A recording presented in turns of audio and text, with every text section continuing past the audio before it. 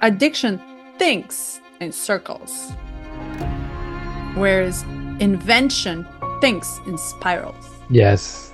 Yes. And I love it. And spiral is not one dot, it's actually one seed becoming bigger and bigger and bigger and bigger and bigger and bigger. So I'm grateful for that. And then two, just the pain just reminding me like this body is so amazing. Where else can you go other than inside? And when you're so almost like forced to face yourself, you find lots of love.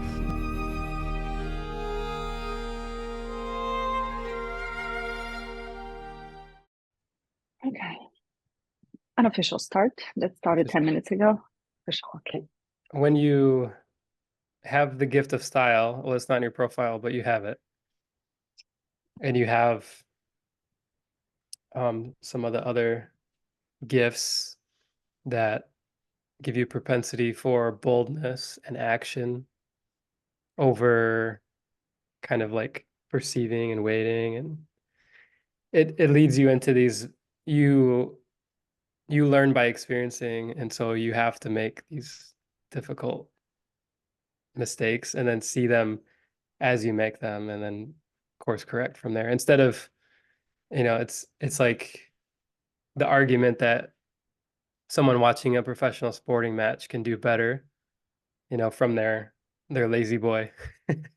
Yeah. You're in the field and you're participating, and that's worth way more. I mean, you're learning so much faster too. Yeah. In the ring. Yeah, you're right. We gotta boo-boo, bite the tongue, or kick ourselves in the ass in order to really just like learn the forgiveness of self, because it's an evolution. We can't learn without actually boo-booing. I think my biggest lessons are exactly in the mistakes that I've made, or honestly advices that I gave from the heart that were not mine to give. And it's like, but it's my heart. It's advice to me that I'm giving to the other. Like, wait a minute.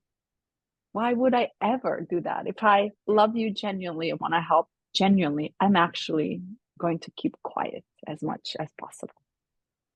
Yeah, and then to piggyback on that and to admit where we came from before we recorded, this is what I did today, is I gave my truest love the advice that I wish I had received in times of dullness. Speaking of. Yeah. All right, today's June 30th, 2024. The time is flying, and we're on a Jinky 15th. And I just read this one before the call. Wow. Yeah. What was your first impression?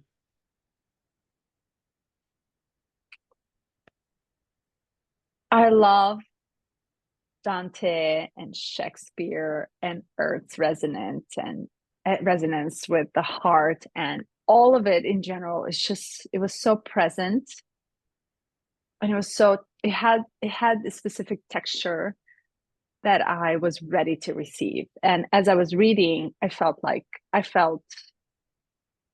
it crossed my mind. It's like, how did Richard feel when he was downloading this and actually putting it into the words so beautifully, so poetically, and so softly as the nature itself? So it's like, wow, I just keep saying wow, wow, wow. And it just blew my mind. And I remember you texted the same a couple of days ago. Yeah, wow was my initial reaction.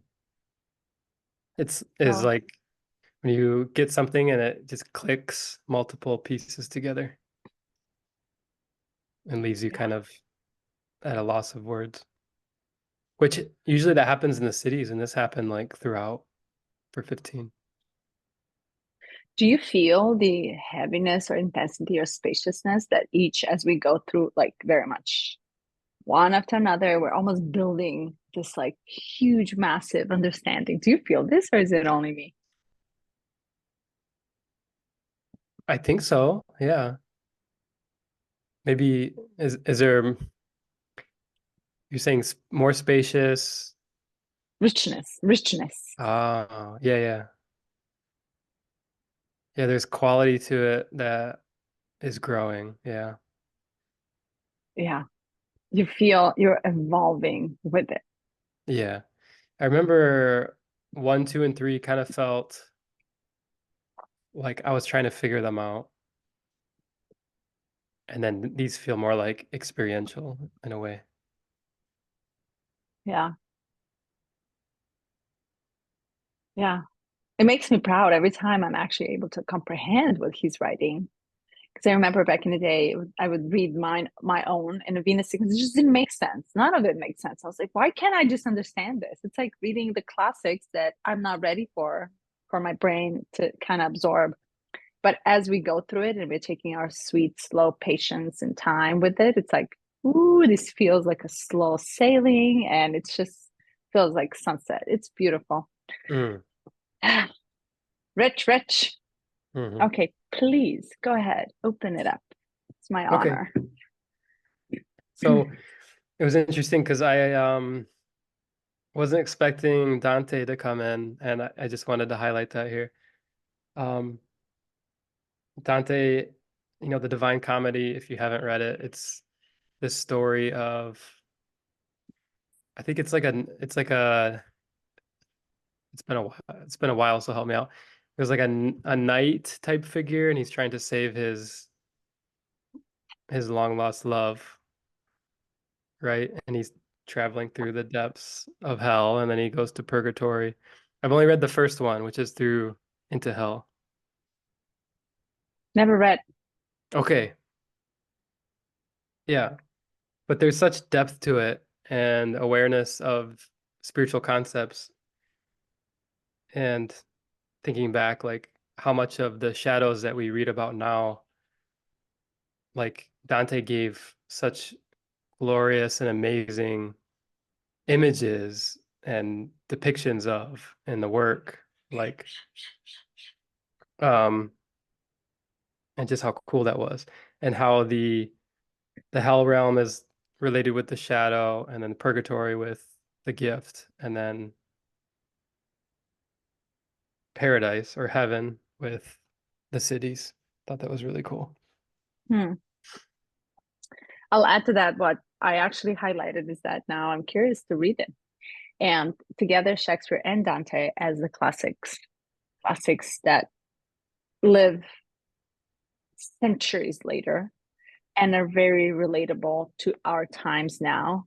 I pondered on how can such a classical work come to existence so far behind where humanity wasn't even ready, when Mm, our brain wasn't even in that place and space to come to understanding the words and the depth of it. No one talked about consciousness at that time.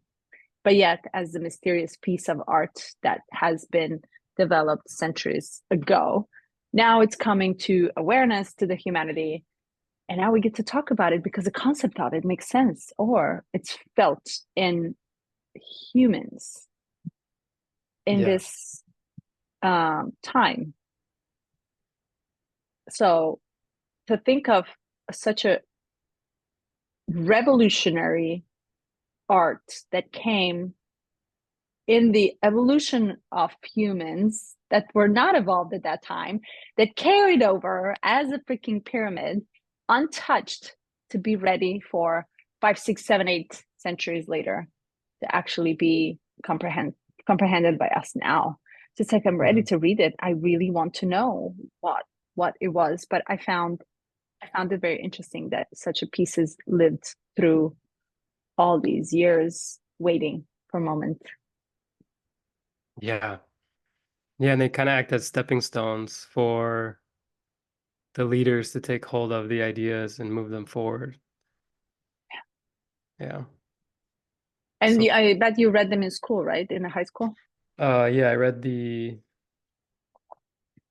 Divine Comedy. I think it's three volumes. And the first is kind of going in like the shadows, and it depicts it as like from a Christian perspective of like descending into the realms of hell. There's 9 circles or whatever. And like I don't know why it just captivated my interest in it. It was so interesting, like the level of nuance with each of the levels. It wasn't just like these people are suffering, these people are suffering, this is horrible, this is disgusting. It was like because of this sin, they're living out in this way. Hmm. For example, I believe for like the sin of lust, the punishment was kind of this eternal fornication, like this ongoing orgy that doesn't end to the point of like your skin is coming out, like just like this like horrible depictions of like you can fulfill your fantasy to the nth degree and you won't stop and you won't be able to stop. So Wow. it's almost like the suffering is self-inflicted even in the dishing out of the punishment. It's like you because of your choices, this is the realm that you're living in. And I think on some Hmm. level, even in high school, I understood the level of metaphor being used, even though in Catholic traditions and in a lot of Protestant traditions, they push the reality of the afterlife and what that means and the potential damnation and condemnation that awaits you if you sin and don't repent and don't, yeah, all these things. Wow. So you connected it with the Catholic way of growing up, or you Yeah, just intertwined the stories between what the hell purgatory meant to your yeah, life? yeah, both. On one aspect, I think I understood in the time it was being written, it had to be it almost had to be like this Christian perspective of the afterlife. Um, Mm. so taking it from that stance, and then also, I don't know, I think initially when I read it, I probably was thinking, this is horrible and I don't want to sin. Um, Hmm. like very literally. And I thought that was the way to go, was literal.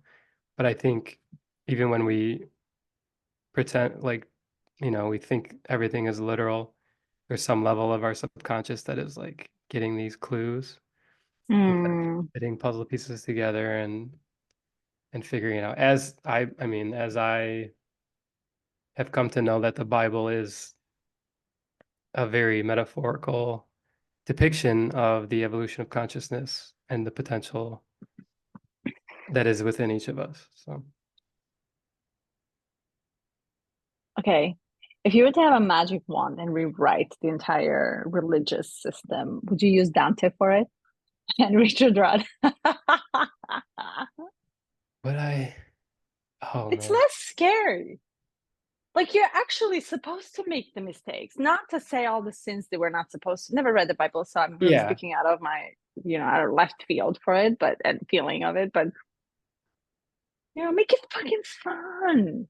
yeah, Like allow me to boo boo so that I can learn something from it. Like allow yeah, me this, don't count the points on me. That's how he feels. yeah. Well, Yeah. to it's like we can we can decide to do that, but if we're really taking the stance of, each thing that has occurred or each thing that's in front of us right now was and is perfect, like Mhm. it is the unfolding that we're witnessing. So part of that story is the horrible nature of, or horrible, quote, of religions and the terror that they pushed out into the world. Like, in some sense, it's humanity's own, we can say we're victims to like a force that's greater than us. But this whole evolution of gene keys talks about all this is, all of it together is just moving away from victimization towards freedom. the 55th, you know, the dragonfly's dream. It's just that's our dharma and our karma wrapped up in one, and our evolution and how we're going to move forward. So it's difficult conversation to have, and for people that like had more obvious abuses against them, or um like family members that were hurt or abused or whatever it is, it's harder to say to those people that everything is perfect. Just as like a country that gets bombed without reason or without knowing why, or feeling the justifications behind it, and tell them that everything is perfect. Yeah. But it is, and it's a difficult perspective to take, but I choose to take it because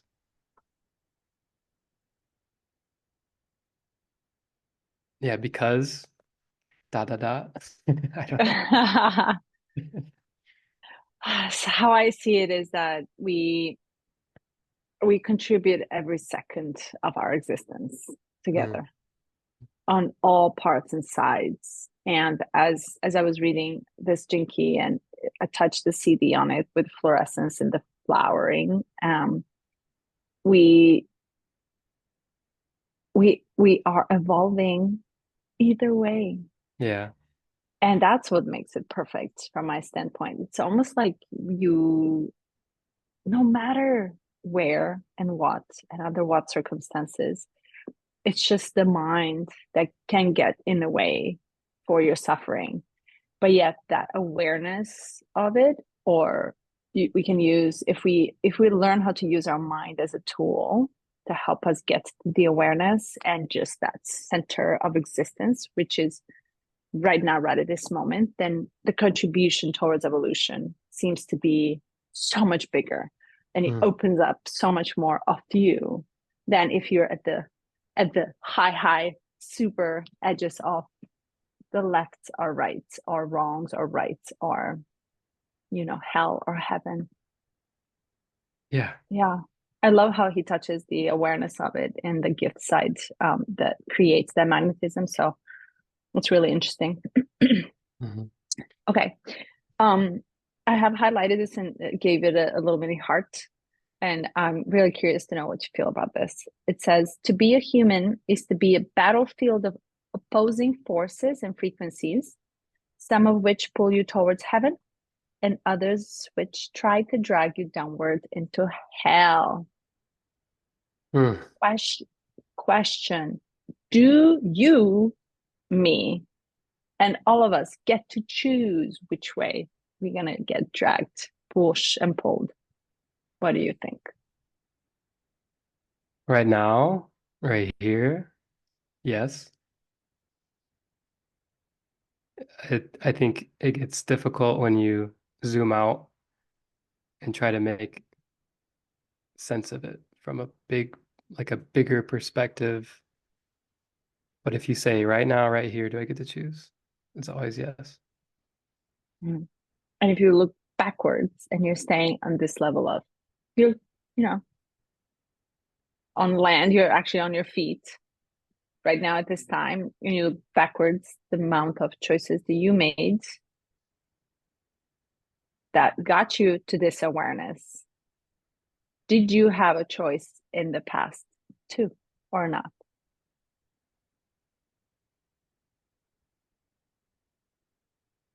Personally, I mean, yes, I believe yes. Each moment. But I wasn't, this is a bit of, we're reaching into like the alchemy and the forgiveness and like the ability to annihilate our past. Because it's interesting when we're learning to unravel and learn from our traumas, we immediately identify as the victim because we have to, because we've denied it for so long. And then there's a healing process that occurs. Mm. And then after that identification, we can then move into the alchemy, which is going back and saying, I had a choice in that moment too. I actually was free. And depending on what occurred. But for an example, I chose the thing that helped me get through it in that moment. And that's beautiful. And I thank that part of me that did that for me. And if it's needed, I excuse that part of me from acting on my behalf in the future. Then, did you have a choice then, or was it the only choice? Yeah, that's tricky because it doesn't it feel like both? Yes and no. Honestly, it feels like there was no other choice other than the choice that you made. It's but if you play it out as like devil's advocate, in most instances, if you chose not to, if it was something that was moving you forward and helping you survive, then you would have just died. It's still a choice. There might be no point to what I'm saying right now. So. Well, what I'm trying to kind of get to, it's like when you make a choice, it's always the only choice because you're already part of. Let's speak. I'm gonna just speak on my behalf. It's like I don't think I ever had two. I only had one. At any given moment, that my mind told me I had to choose between something, but yet that between actually became the only thing that I had a choice for to grab, and it was gifted to me as I was part of the bigger picture, already doing my own. Let's say we have a role, and our role is just the thing that we have choice, but rather we don't. The choice is created by the mind. When you really deep down go into your heart, there's only one thing you can do. And I know You're in we're the you're spinning in in the city circles. already. Oh my God. Got so hot suddenly out of blue. You're you're at least at a high level of magnetism. Because you're Now, speaking, yeah, if not in the city of Florescence, because you're speaking on, he's talking about in the shadow here in dullness, we exist between polarities and we're pulled either way. And you're from your perspective, you're saying it's not two, it's one. So it's it's like, one. yeah.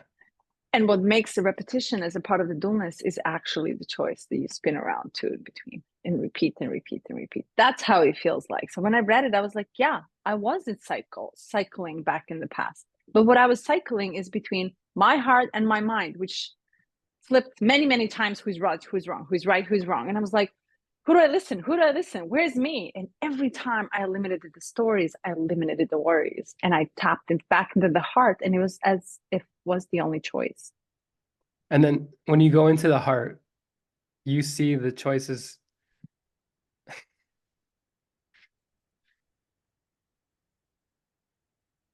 So it's like from the perspective of the mind, when you're looking back, you're like, yeah, of course I had choices in the moment. And then you go into heart and you're like, no, Just is. it's just me. It just is. Yeah. I swear. But this play is the brilliance of the mind. I feel our mind plays a huge role in our stuckness, but also liberation as well. I almost, it gets us in trouble. And if we're not in trouble and we don't boo boo, we'll never know. It's like a prerequisite for the heart opening. Ah. Yeah, because it's tempting to say, I'll just be fully heart from here on out, no matter what.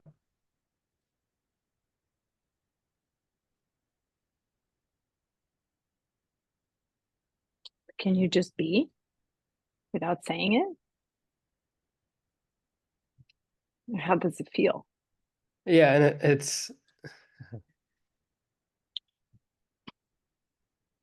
it's happening without my even pulling it in. Like, how do I say this? Without the choice. Yeah, the past 2 weeks especially, like there's just been, so let me frame it with a short story here. A friend sent me over a podcast and the guy was talking about Aaron Doty is his name. He was talking about a second awakening or a second enlightenment. And the first is, according to him, this movement from a human being in the world, like participating in the matrix, to a spiritual being having a human experience. And then the second enlightenment, he's talking about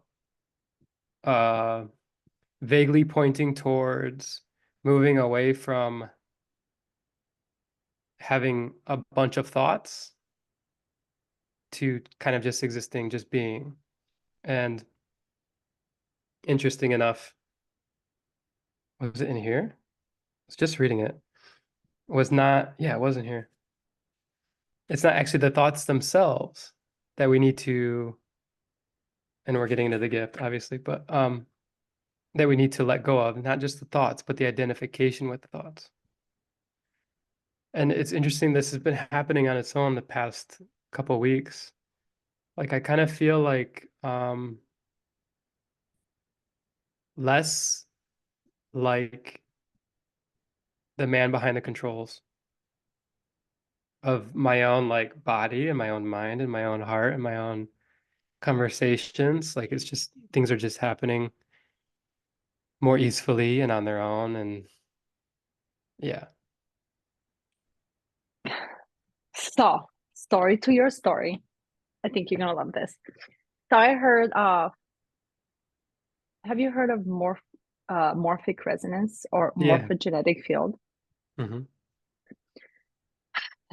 I've been heavily interested in it in the last week or two. Could you just quickly And give the definition? yes, and the morphogenetic field is very new to any type of discussions or theories or philosophical thinking or just elaborations of what is. And it represents the actual field that we all tap into, and it's almost like take a straw and take a sip of it. So suddenly, no matter where you are, who you are, what age are you, gender, it doesn't matter. It eliminates all the physicality of it, but yet you somehow enter into this field and feed from it your mind, your soul, your energy, your resonance, your radiance. And why it was interesting, because I tested this in the past, and as you know, I write stories, and I write stories as they come, and I don't know why they come and why I have to write them, but I just put them on a paper and transform them through the words. And oftentimes I create something from it, and it just comes out of blue. I cannot invite it. I can't call it. It just happens. And it just happened before. As soon as I finished the gift, I just had this thought that crossed my mind. And rather than having it to dance on my tongue, I put it on the phone in the form of words, and I added the song to it, and I just entered this field, and I'm like, "Woo, this is great." I was in Seattle a month ago, and on my way to Seattle, maybe I told you this story, and I just had this like really weird like feeling in the airplane listening to Spice Girls and a song named Mama. Mama, I love you. You heard it, right? I probably have, but I don't recognize So it. the story behind them was that as they were becoming famous and Spice Girls, and they really didn't dislike their moms at that time. They really butt headed with them, and then they created together the story, invited their own mothers to be part of the video, and express their love. All 4 or 5 of them. How many it was in the band?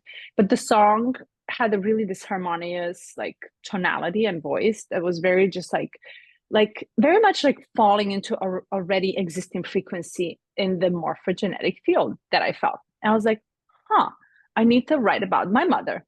Not only did I write about my mother, I wrote about her mother with her mother with her son, and the entire field, like 2 hours of praying, I'm writing about the mothers and the connection between the mother daughter, the mother child. And I'm like, what? Why? Fine.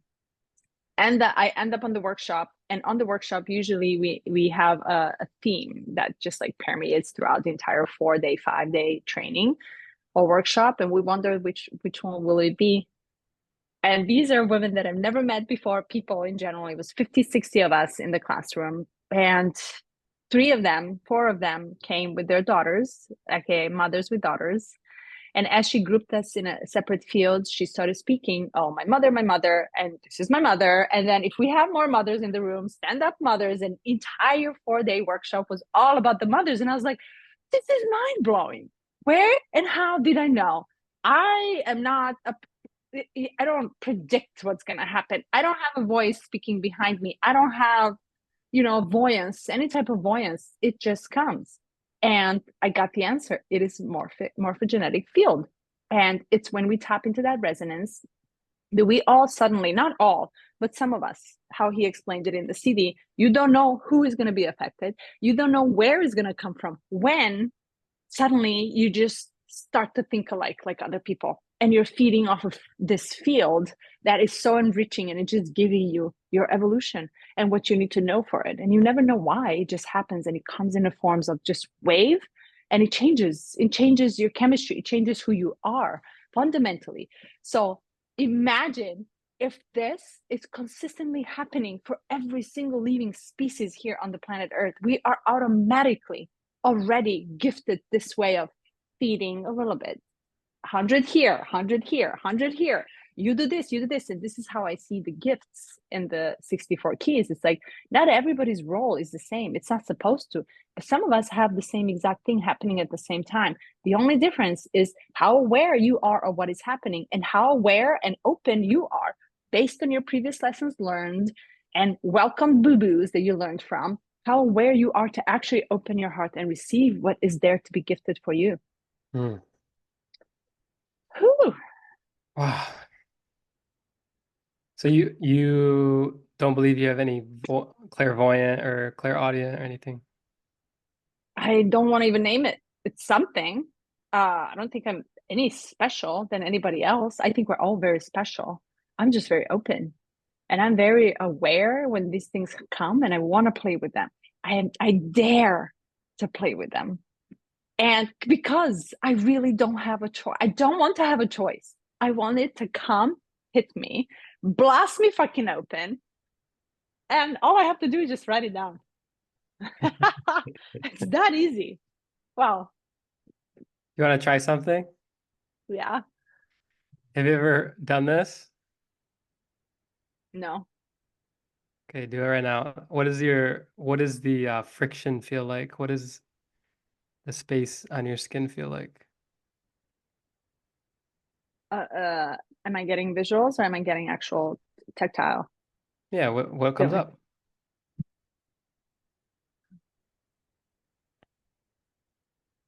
Like a cave, uh, cenotes in Mexico, water, a field, those waves of the sand when the water comes in and washes, it just kind of creates its own form. Mm-hmm. Why? It's beautiful. And what does it tactically feel like? It's Does, raspy. does it feel rough or smooth? Uh-huh. Rough. Rough? Okay. Uh-huh. So as we continue through the gene keys, like especially for this one, just you can do this, down here, wherever. Just do it as we're talking.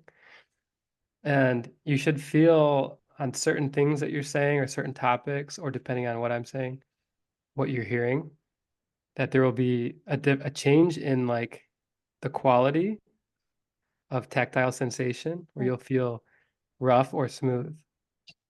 Wow. And if you can tap into the pattern, then it's a bit like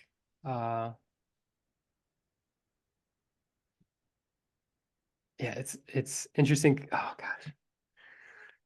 I was doing this last night, and it was like the first time I tried it, because our chiropractor does this. Uh-huh. But she calls it muscle testing. And so we'll say our 3-year-old has like a stomach thing. Do you think it's nuts? And she'll go, no. And she'll be like, hmm.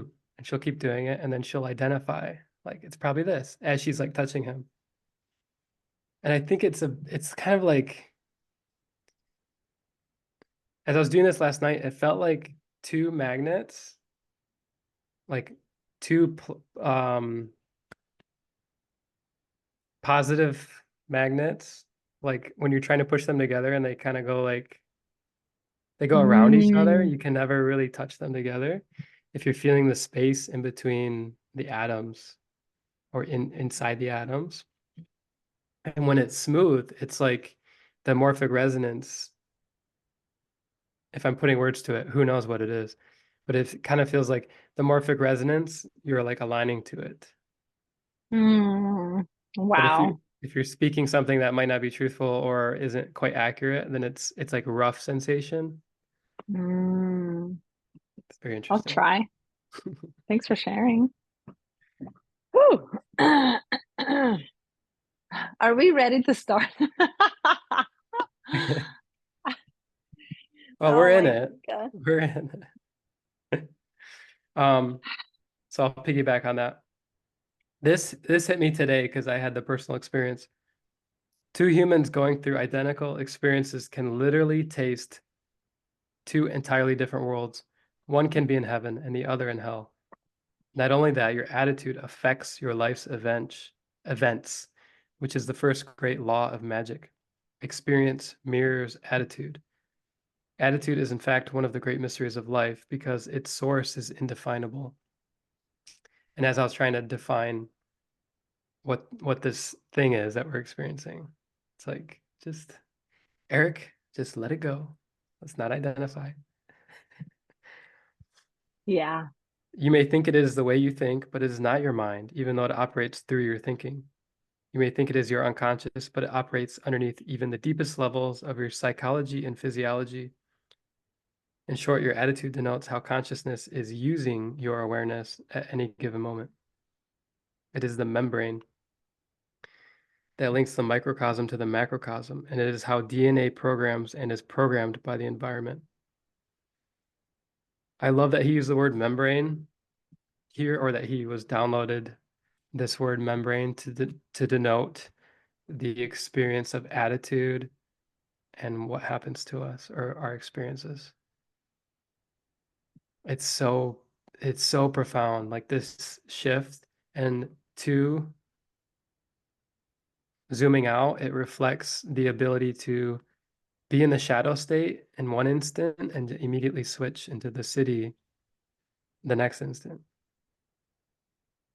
Because Hmm. it's just a shift in attitude. And then all of a sudden your DNA is interacting with the external in such a different way. Hmm. Yeah. Is as if you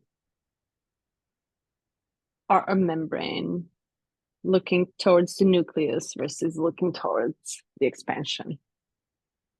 Looking so inward and so laser Mm. focused on one thing. And thinking you're not a membrane, that's important too. I think part Yeah. of the experience of dullness is the inability to change your perspective. So, with this in mind, with this paragraph, and you said earlier, there isn't two choices. How do you, is it that there's not two choices once you see this relationship as a membrane? But maybe when someone's in the shadow, isn't it useful to tell that person that there is two choices? Because for them, it's, if you're saying there's only one choice and they're experiencing the world like this gray bubble of like the, and you're kind of, I don't know. I'm playing devil's advocate because I'm like, doesn't it make sense to give that person hope? You? If I'm, yeah, if I'm the one that's suffering or another Okay. person.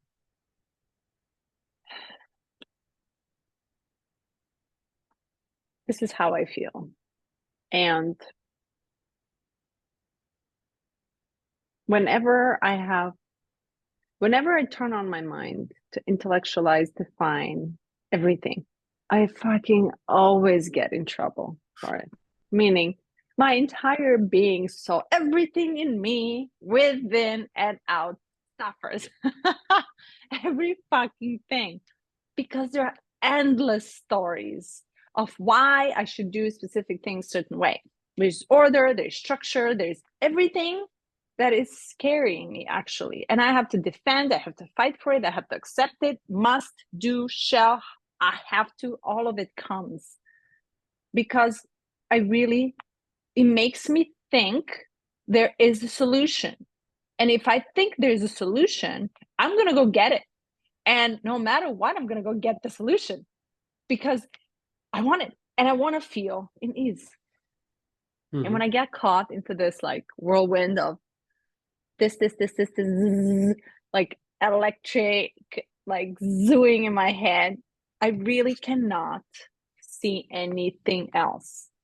And it almost gets me to a psychosis level.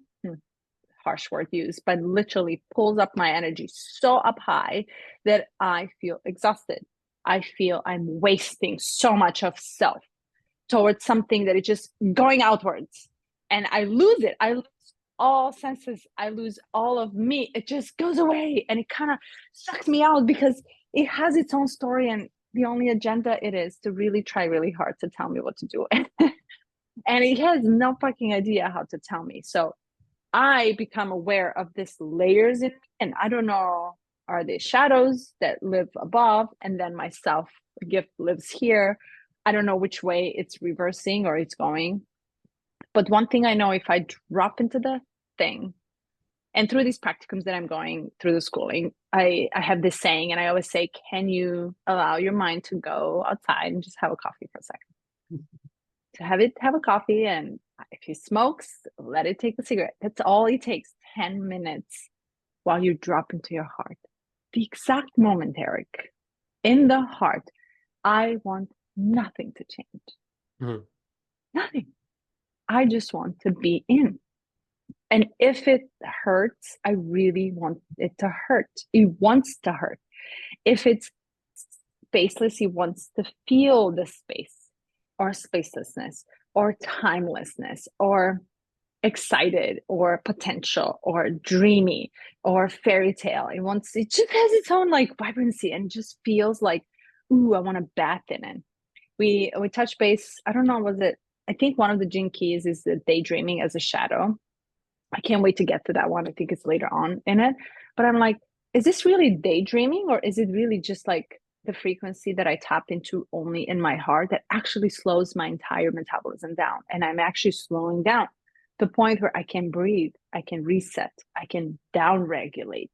And as such, all of these stories just disappear. Poof. But my heart stays there no matter the stories. If I operate from the story, and I want to do all these things, and I want to help you because I know better, because I went through the school, because somehow I'm smarter than you, whatever all these stories that are, like my heart never puffs away. It stays there. It's just patient.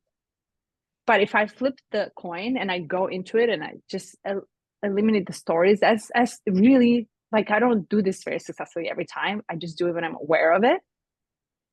I start to breathe and it almost feels like I'm going down to the natural process of it and the trust of it just comes in naturally.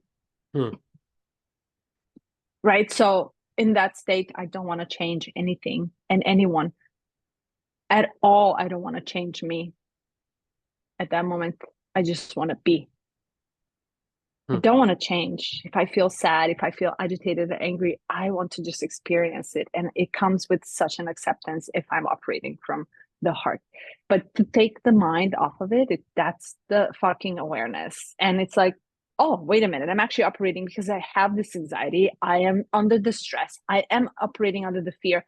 All of this is, to me, mind-based. Yeah. And he really says it really nice here. It says, your attitude is not your mind for thinking. It's like the moment we think, we actually create the attitude about something that we should not.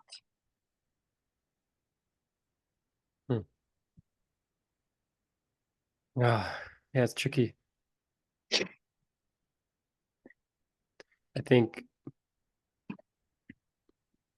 part of the difficulty for me in this one is the inability to feel the level of feeling that comes with letting go of the mind story and trying to help solve it and be the master of Can, solutions, which is such a can you do it just for 5 minutes? 5 minutes, you have yeah. 24 hours to think. Yeah, and I can do it. I know I'm capable of it. The yeah. It's as I'm contemplating it, I'm hearing this ping pong game going on where my mind's like, but what about this? But what about this? Aren't you scared of just, this? And I'm like, okay, just ask it to pause and have a coffee. quiet. I can't give my mind coffee. That would accelerate everything. What? Give him a cigarette. What is one? A glass of wine or something? Yeah. Oh, so good. Hmm. Okay, can we continue on the attitude? I think this is really, really important. It says, your attitude denotes how consciousness is using your awareness at any given moment. And this is where the things get reversed a little bit in the Yeah. chemical realm of when we arouse with such a action, which is attitude based on the story. The attitude is actually almost taking advantage of us, how I see it. It's a full on putting the hat of the business and goes like, "Ooh, this is where the capital is. I'm going to suck you dry out." Your attitude denotes how consciousness is using your awareness at any given moment. And it's really halting the growth, is how I understood this. And it's capitalizing on the energy that you're wasting. Hmm. Hmm. So, attitude is linked to your hormones, your brain chemistry, and to something altogether beyond your conscious perception, your spirit.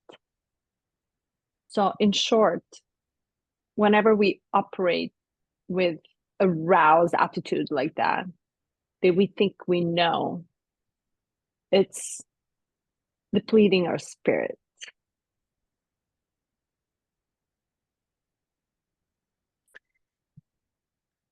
Yeah.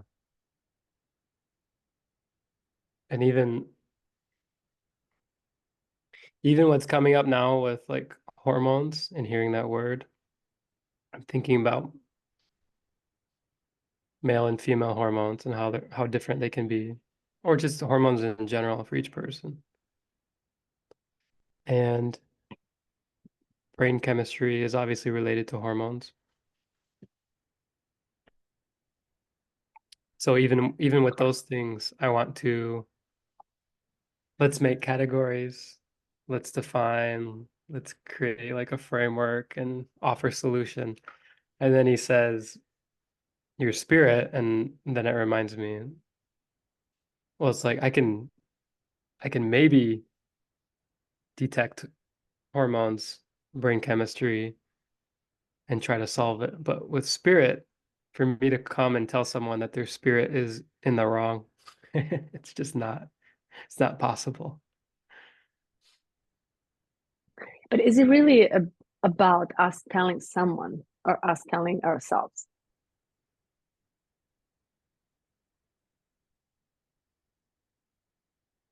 Yeah. Well, in either case, we're making objects out of the experience instead of becoming one with what is and being subject to. And it's interesting how it's like attitude and experience and attitude, how they can flip. And so maybe a big lesson for me here is thinking that if I control my attitude, that I have the experience that I want. And in reality, if I can surrender to the experience, then my attitude will be attuned to something bigger.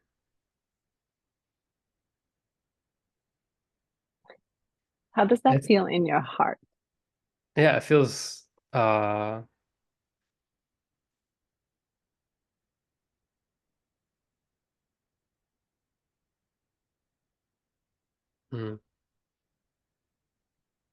it feels more in alignment, and like the actual emotions that come up are many.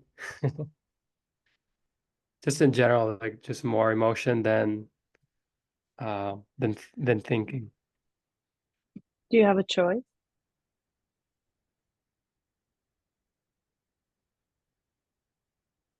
Does it feel like you have a choice? No, it doesn't feel like I have a choice. I love it. Mission No. accomplished.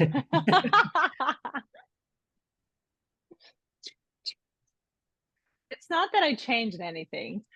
I just played with your daredevil who comes up all the time and wants to play the role of lawyer. And I love it though. This is what makes it fun because we're going back and forth. We're just tossing these things and we're never wrong or right, either or, nor we win or lose. So good. It's interesting. Just to recap, from the perspective of the mind, it's easy to see choices, and from the perspective of the heart, there is no choice to be made. Only felt. Mhm. If you just frame the question that way, you would just save me so much. But I wanted you to feel it. Yeah, I know. And for that, it takes patience and time and, slowly getting into it, Yeah. the torture of it. Cool. How about this? No human can escape the dullness of existence. Hmm. It is all simply a matter of how you deal with it. So, to your to your experience, do you think or feel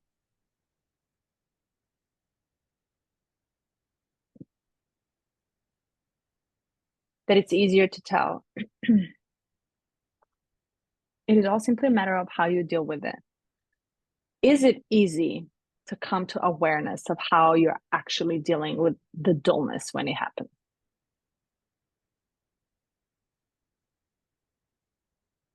Ask me one more time. Okay, I'll rephrase. How do we get to be aware when we are dealing with something that comes out of dullness? How do we come to that awareness, that moment of when we think we have a choice? Or how do we tell people how to get to feel that this is what's happening, to be aware of this is what's happening? Because nobody is saved from it. Everybody experiences this. And if we're talking to someone who's listening to this, how do you recognize that you're about to enter the dullness and this shadow?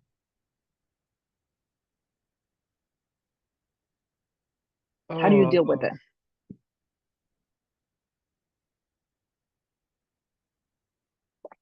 how do I recognize when I'm about to enter the shadow? Or even better, how do you deal with it when you recognize that you're in it? When I'm in You. it? I'm trying to think of okay, trying to bring myself back.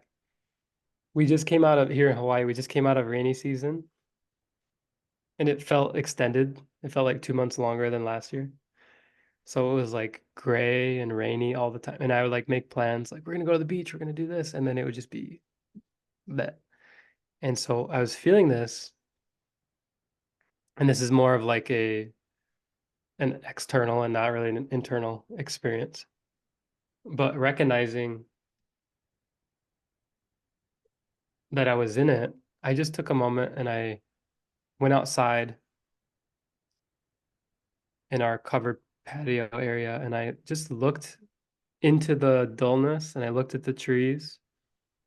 And it's easier to do here in Hawaii, but I just took a moment to appreciate the beauty of the depth of green that we have because we get so much rain and the quality and the variety of life that exists and all the trees that we have here. And this is more difficult to do if you're in like a concrete jungle. But you can also experience it by looking at human beings as they walk by um, or even just contemplating like, oh my gosh, I'm in this apartment building and there's 500 other people that are doing life and all having their own experiences. And just, it's just this moment of, um, you could say like zooming out, kind of making yourself small for a moment. For me, recognizing the story that I'm in Mm. and how much bigger it is than what I'm seeing from my two eyes in that moment. Because in dullness, we might be in our story and just looking in front of us and have patterns. Like our brain has like rote memorization. The same brain waves are firing the same time in the same way all the same time. So you wake up, you get on your phone, you check your email, you're responding with stress. You get up, you make coffee or breakfast. You have your routine, right? And your routine kind of determines the functioning of your brain. So it just takes a moment to just step outside of the routine and do something different or change your perspective. And it's easier the more you practice it. And if you find ways that resonate with you, like for some people, um, looking at nature doesn't work. So it's just something different. It's like do a cartwheel in the middle of the street. What will happen? I'm sure your perspective would change. So Do- that's my short answer. Does it happen out of blue? It just comes to you, right? Yeah, it wasn't really like a planned action. It just kind of occurred. So you sitting under the canopy or looking at the tree and greenery in the summer of, Hawaiian Islands, all of these setup didn't really trigger that awareness. It almost felt like just plopped at you. Yes. And I think this is what's so cool because it just drops into anybody randomly with no such a sense of why or logic, or no matter how much work you did or you didn't, or effort you put in growth or not, it can just land onto you, which is good news. So if you're listening to this, try to be open Yeah. and embody this entire feather just falling onto your lap and you being Hmm. amazed by it, You or a go ahead. bird pooping on your forehead. Same Yeah. thing. Yeah, sometimes Yeah. that takes a little bit longer, but it so quickly gets you into the heart, like, oh my gosh, you get pooped on in your head and you're trying to be all serious and have everything figured out and you're just like, what is this? I have Thank you to for taking a shit on my head. Yeah. I have to ask you because I have seen in the past that when you lead meetings or groups, you'll use dance and movement and these sort of things to kind of help shift perspective. Do you notice, and maybe you're not paying attention in this kind of way, but you notice if someone's like in this really dull state of being, can they participate and stay in the dullness? Like, does it actually do anything? Does it have to be like the spontaneous? Wow, such a good question because I just finished the program where I was very aware of the group and the dynamics and who can open, who can close. And it was really interesting to see, because even if you're in the field that was so elevated by one intention, and everybody 100 other souls came to this one circle to do one thing. So intention and attention to all details was very one and elevated for it. And you're calling in all this like frequency higher, and you're rising. Not everybody participates in it. You're absolutely right, because maybe the time-wise they're not ready. Maybe the choices that they made, the lessons that they learned didn't open them up to that, or the growth. I don't know. It doesn't, the field weighs down, and it's not able to even elevate even more. Can you collect the souls that are at the same level of field in one space, one time, doing the same thing?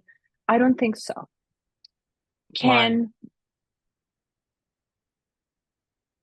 Because we can't, maybe because we need variety for the evolution of all. Like, as above, so below.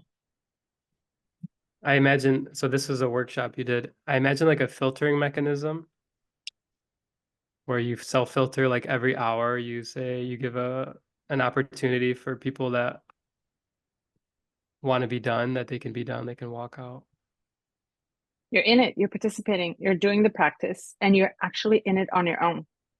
So your work is heavily dependent on the amount of effort that you want and the amount of centeredness that you have capacity to enter into and expand from there. Yeah. So when we would pair, and as we pair, what's interesting is that so I was very picky of who I paired with. And at some point true. At some point, I didn't want to choose. I didn't want my mind to choose my pair, because it was a 2-hour long process, and it was the heart opening. And I was very concerned and worried. I had a lot of stories, and I was in dull, meaning I meant that everything will repeat as it was just 6 months ago. And to me, that was so much fear and anxiety that brought me that dullness and repetition. I was just cycling. And at some point, I just closed my eyes. I eliminated my visual. I was like, and I just trusted. I dropped into the heart, and I turned up, and I said, I trust that the right energy will come in my field. And I literally just went like blank. And I opened my eyes. Everybody was taken. There was one person in front of me I said no to, and I turned around, and there was another. And I was like, perfect. That feels right. She was able to hold my field so well, meaning hold my space on that mat so good that I have never experienced bigger heart opening in my life so far, ever. And I knew, and the difference between her and the other soul the day before was that I chose with my mind, and I knew I was wrong. And I also knew I was alone in it. So the expansion the day before that happened was very limiting, because I didn't feel safe. I felt alone. So I was on my own, going down into the voids and coming back out alone on my own, which takes a lot more energy. But when you're with someone who holds your space, and really you feel that mountain next to you anchored, I can always just tap and say, hey, I need you to, it's not her, but in general, the sense of having that someone holds your space was actually, I was able to open up. So no, not every soul is ready to get to that level. And I don't think I'm at any higher level. There was so much advancements in the field. But if I didn't have the previous lady, and I didn't have someone who's master in it, I would feel no growth or no evolution. I don't know where do I sit on the scale. I just know I can do me. And I just know I can expand a little bit more. That's it. Not this much, but maybe this much or this much. So evolution really comes within, and that's what I feel. It's like in this any space that we can't really control who does what. Maybe we're not supposed to go at the same time, the same intensity or density. We need that versatility. We need a little bit of heaviness in the world. Sounds so awful. Hi. I have some unpacking to do. So you said, I chose wrong and I knew it. Yeah. Yes. You know why? Because I turned around, we locked eyes, and I felt bad. So I You felt chose, bad? yes. And I felt bad because I chose what is right for her, not for me. You felt like you were doing a favor? Yes. And I chose from my mind, not from my heart. did you think it helped her in the way that you, No, because she couldn't drop in.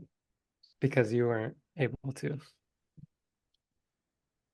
No, so because the level of readiness was not at the level of readiness that I was ready to drop. I was able to drop for me, but when we reversed the roles and I held her space, it almost felt, there's this sense of truth that comes in when you are able to drop into your energetic heart. You just sense the truth, authentic self expression. Mm-hmm. And then you can also sense when such a thing is not present, when you are operating because everybody else is operating the same way. So if everybody's screaming, you're screaming. If everybody's vomiting and growling, you are growling too, right? So there's no authentic self. You can just feel this in this field. So I knew I was alone, and I also knew she couldn't drop. So the sense was I knew someone else would hold the space better for her rather than me, because I was very ready. I was very rich in it. I came in with richness that she wasn't ready for yet. So was the choice you made out of convenience? Maybe not the choice. Maybe I shouldn't question the choice, but in the moment where you knew it was wrong, why that made you feel safe, I'm guessing? No? I was, yeah, good, super good questions. I love them.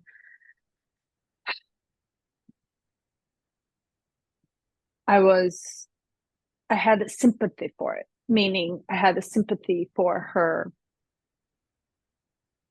level of readiness. And And it was familiar. no, as if I felt, and this is ego, as if I thought my ego can gift this to her. How dare I? Well, Who am I to gift you anything? You see the difference is like if I'm operating because I have to do certain things, I'm doing it all out of I'm better than you. yeah. I'm higher level than you. And that feels so wrong. Like to this day, it still resonates with me. So it's like, why did I even choose this? And why didn't I say genuinely no to the energy? Because my heart wants something else. And my energy is ready to grab onto something else and someone else's energy. It just feels wrong when we operate as better, as smarter, as I did much more work than you. I get to hold space for you. This is all mine. This is all operates from this. And it feels icky. Ooh, it feels like I want to get out of here. I want to get out of here because the heart totally feels settled, calm, strong, confident, self sufficient, mountain, ready, expansive. It doesn't really have this push and pull between the two, it's one with the other. Hmm. I'm sure on some level it impacted, like you said, you thought you were gifting her something and then it wasn't really the best thing for her because you were coming from a place of ego. So naturally it got in the way. Yeah. Um, but what a beautiful experience because this was like really recent, right? This was like a week or so ago. Yeah. Because it really felt like you came into today. Um, like for some reason I'm coming very headstrong and you're like, well, Eric, are you sure about that? Let's talk about that more. So you learn the just like you said, like there is no choice to be made because even in knowing like I know I'm making the wrong choice, you're actually deepening your awareness of what it means to listen and to take action based on this. Yeah. Oh yeah. It makes me teary-eyed. Hmm. Wow. Okay. Should we wrap the shadow? No, it's been an hour and 20 minutes. Yeah. Okay. Repressive, empty, reactive, extremist. So just to quickly touch on it, the repressive nature is very close to depression, and in fact will inevitably lead to depression. Such a person has at some level given up. It is just a resignation, like feeling stuck and there's nothing you can do. And the reactive nature, you rebel against dullness and you escape through denial. Just I'm out of sure. curiosity, have you Mhm. ever met someone who was empty and or extremist? I've definitely met some extremist types, but as their nature directs them, it's not like I've been in a relationship with them for very long because they're so extreme that it's just like ping ponging around, and the next thing you know, they're on top of the stage over here, and then they're doing this, and then they're super sad in the next instant. So it's just, I think those people, while depression is very lonely, I think the extremist people are on the opposite polarity, feeling the same loneliness because they can't keep anything steady going. They can't keep a relationship. And then empty,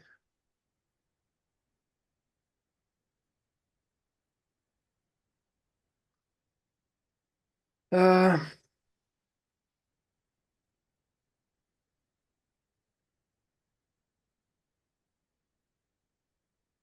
I feel like this is like very common in my family. Um, I've seen it in my mom and in my brother and in my sister and in some of my extended family. So there's too many examples. It's like, Of giving up? yeah. When we say give up, is it can you I guess the question is, are you aware when they're looping and cycling, circling and loop?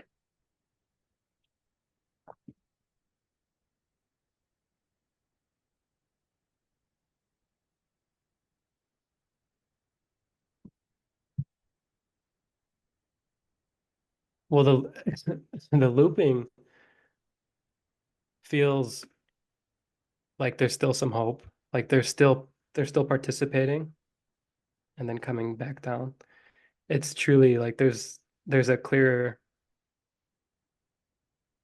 energetic shift when you can sense that someone's just like done. Mm.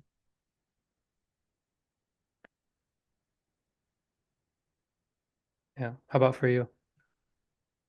My dad, he's gone because he has given up. Hmm. And on the extreme side, I met the person who was very extremely well, actually, I think I have a couple of them actually in LA that I know that are just running away Yeah. and running up the hills from the now.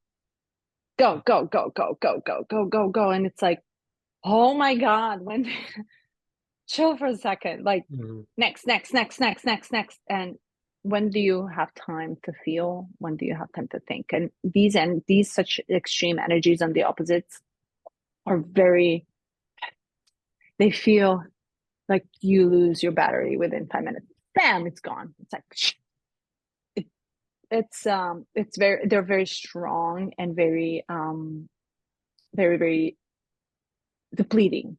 Like they Hmm. deplete me. So I actually have to be, I have to say, like I am aware of them and they scare me. And I make a conscious choice not to be so much around them because I know the effect that they have on me. Yeah. Interesting.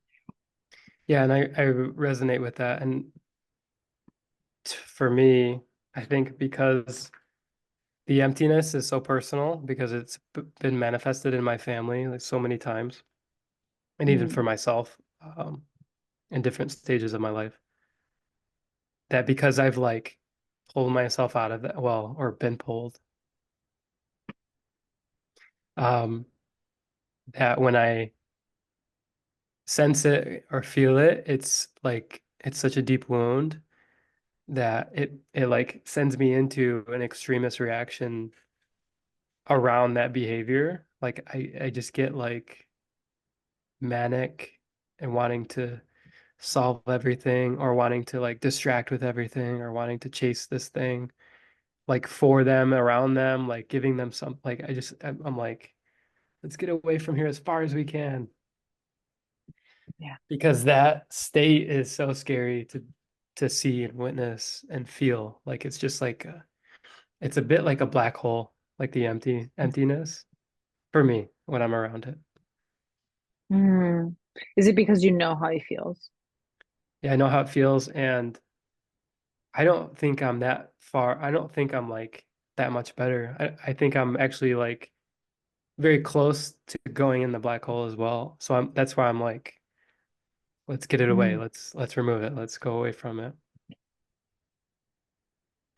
Mhm. I'm like, note taken. This is perfect field to, like dissect and Yeah. kind of come close in the field that I'm learning about. And I think it's beautiful work to not really face it, like look down the abyss of nothingness, like rather than,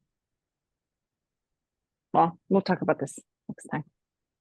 But thank you for sharing. I think that's it's really powerful when you're aware of it, and you also are aware of your strengths and your weaknesses in this sense of, oh, I know I shouldn't go there. Your body just knows, and you have a knowing, capital N, that those are the areas that you really don't need to tap into. Not Hmm. yet, maybe never, maybe never, maybe someday. Really? Maybe never. Yeah, not everything has to be solved. Yeah, right. Oh gosh. Duh. Sorry. Are you sarcastic right now? Well, yeah, Do you have I'm making fun of a myself, you know. oh, I have to. I have to like it's a especially in shadows, like we have to be a little bit lighthearted. yes. Yeah. Are we ready to move to magnetism? Yeah, I'm here. Okay. How much time do we have actually? How much time do you have? So we can 30 minutes? Let's if we can go if we can get everything in an hour, that's fine. If you want to go shorter, that's fine too. Okay. An hour is a long time. Okay. What do you have to say about Schumann resonance? Oh my God. Yeah, I've heard it before, but didn't really give it a deep look. Or I don't know why it like putting it in the framing of magnetism and moving out of dullness, and like in this depiction of the gene keys, I was like, I don't know why this is hitting so beautifully right now. But I think specifically because when we read about, okay, Otto Schumann made a discovery, the earth is vibrating at a certain frequency. Cool. And in the context of like school has taught me to be a fact um spewer, like the more facts you can come up with, the better. That's the better test score, on and on. It's like another thing to put down in my notebook, like, okay, got it, moving on. But to really feel it, and then also to like 7.8 hertz is such a low, slow, deep frequency. In the context of all our running after something and chasing and figuring things out. And as we're evolving in the dragonfly dream, the 55th evolution of our species, we're like, we're frequency wise, we're coming down to this lower frequency when eventually we resonate with the earth. And much like you're saying, there is no choice to be made when we're in the heart space. It's like every action, I could imagine every action, um, every choice, where we live, how we produce food, or XYZ. It's all this like morphic resonance, what you're talking about. It would be in alignment with the earth itself, not just like how dogs have a morphic resonance field and humans have a morphic resonance field. And we kind of interplay here and there, and you're kind of pointing to like there are groups of people that maybe are ready for more, groups of people that are still not down yet. Just imagining like as a whole, we're just all slowing down together. That when I read this is when I texted you. I said, "Wow, Jinky 15." Were you basking in it? It made so much sense. It makes so much sense to slow it down, and that's not a choice that we can make.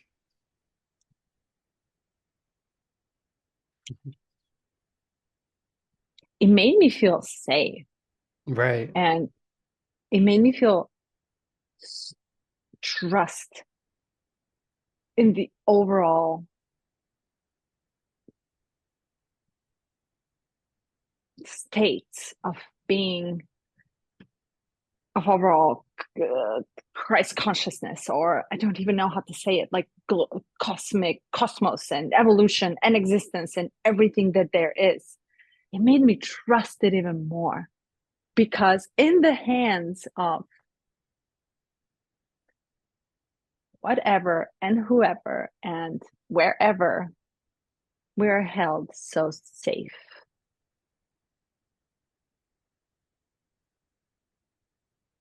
It was beautiful. Mm.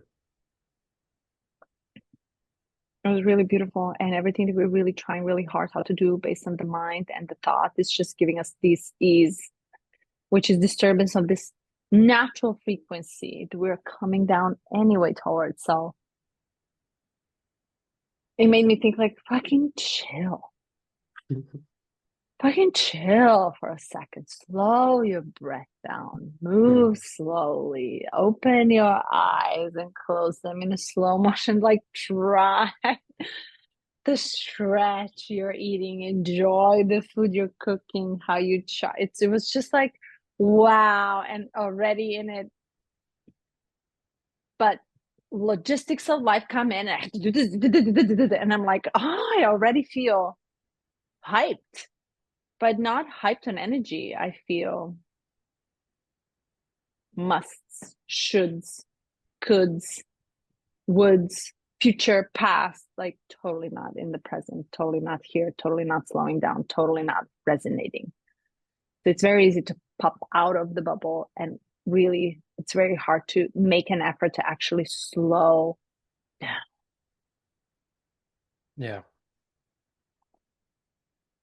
Have you heard the narrative over the last few years that everything feels like it's speeding up? Mm-hmm. Um, I don't know if he said this. Okay, let's talk about that. I'm very Like he did. curious. Yeah, but essentially the thought I had in thinking about that was he kind of alluded to how humanity will burn out this sense of the 54th. Maybe that's getting into the city. Yeah. The 54th Jinki seeks to rise up socially, spiritually, and materially. And the 15th city, as the pressure to seek is finally brought to an end.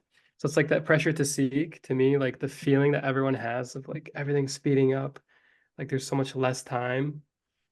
It coincides with this technological advancement that we're experiencing as we have more resources and more information, more access to everything.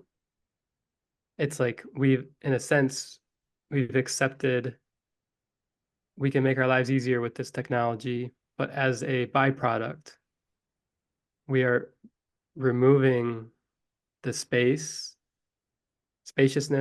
time, and in a sense, the freedom. We're all kind of feeling like locked in.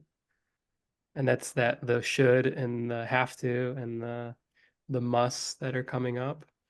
So it's almost like we have to burn out this energy to then recognize that it was happening all along. We were actually low, the frequency was actually lowering, we were slowing down. Oh, And wow. maybe that's like the mind fuck that it feels like it's speeding up because we're trying to cram everything in.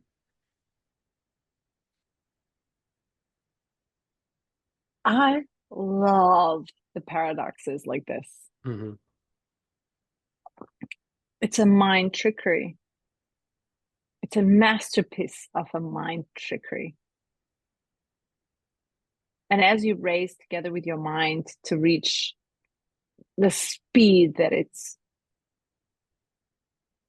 has never been experienced before in everything. Everything is instant. Wonder what will next version of instantaneous information or gratification be 10 years from now. I can see how that speed will stop. Well, I hope it actually just explodes into a complete calmness of now. So, okay, backtracking because I'm kind of daydreaming right now, but I wanted to ask you something. So, what do you think about this? As we speed up with the information that we're living in, more and more, as we think that we're speeding up in life and the time is shortened. We talked about this in the fifth, I think. It's like time is running out and you feel like, oh, you're buzzing until, oh, there's nothing else to buzz and you just poof, poof away.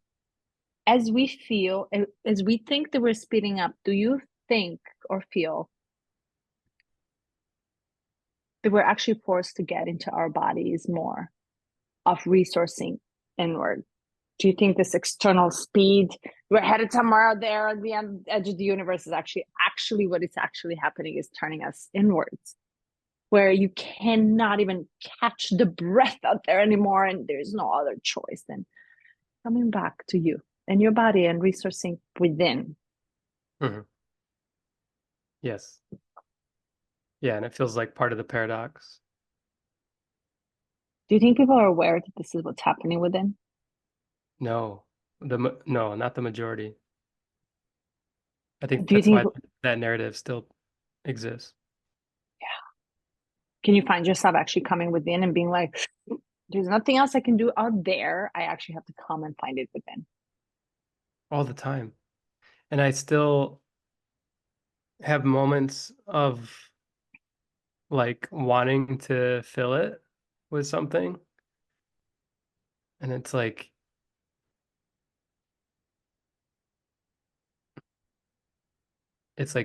shoved in to my experience of like, no, there's nothing else. And and like you said, like certain groups of people are ready at different times. So for me, based on whatever experiences I've had, it feels like I'm being brought down and helped, encouraged to look inward and feel more. I think as part of our journey on this podcast, you've definitely helped me get out of my head more and more, and just the gene keys themselves. So it's a very interesting phenomenon. to get into your body as the intellect, its own intellect, Mhm. its own mastermind, not only here. Do you think that, just to indulge the daydreaming for a second, it feels like the majority are engaged in the pursuit of more information, more entertainment, more relationships, more networking, whatever, more technology, more integrating technology. Do you think it's like, in a way, the reactive nature played out on humanity as a whole? Like as a reaction to dullness, we've become Hmm. extreme in our pursuit of technology and the integration of technology into our lives, to the point where I think they did a poll for people like getting you know, AI integration, like a chip implanted in your brain or something like this. And a lot of people are on board already without considering, like, we haven't had any time to study this, like what implications are involved. And plus, with the advancements of AI, you might be accepting a level of technology now that seems safe and comfortable, and then in 2 years' time, it's it's 100x in capabilities, and you're still a human being. But all that to say, do you feel like even with all of that, let's say we play it out to the extreme, we still get to this point of like you, like even if half the world is like bionic, and then we all get to this point where we just look at each other and we're like, wait a minute, this is all slowing down. We're all becoming more embodied anyway, and we kind of figure it out regardless? Or do you think there's some division that's happening? Okay, so I think the okay, so the numbers on the poll are just numbers that someone wrote. True. It's true. And I question all of it. COVID numbers, that's in all of it. Like COVID taught That's me true. that very Yeah, well. that's true. And I feel that we are going to be forced to say yes to a lot of things, but also the choice is still ours as independent sovereigns.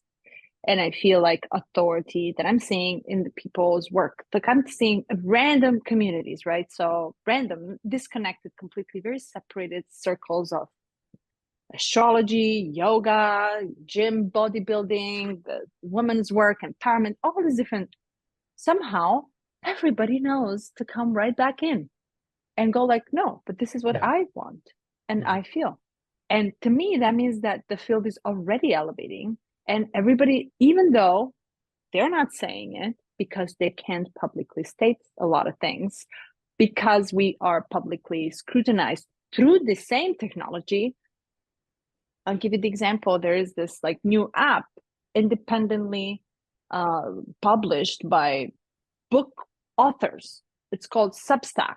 And I just discovered this because if you were to go on major social media or technological advancements or AI, everybody can just create a book and just write it. But Substack actually has all these major writers that are living and that like to write.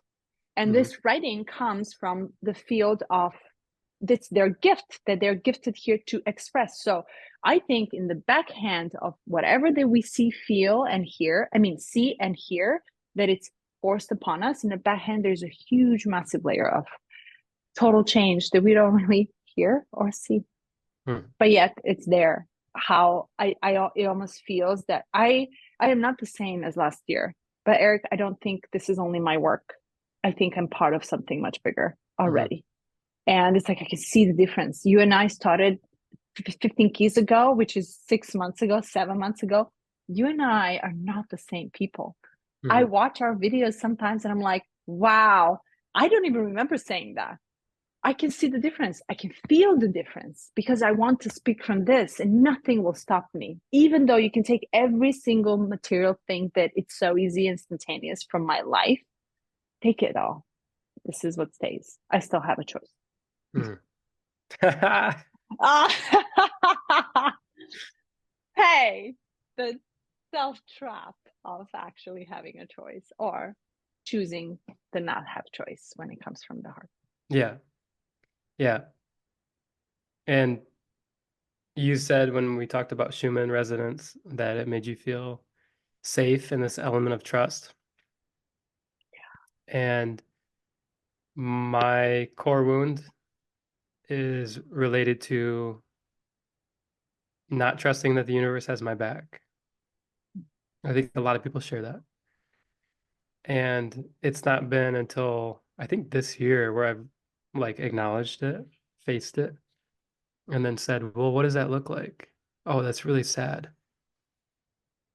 Really sad and really scary. But if the Schumann resonance is kind of a tool, because it again is just someone made a mathematical discovery and it probably came in, like the idea of it came in. And it was done at a time to help us feel a level of safety that, like Nikola Tesla said, everything is frequency vibration.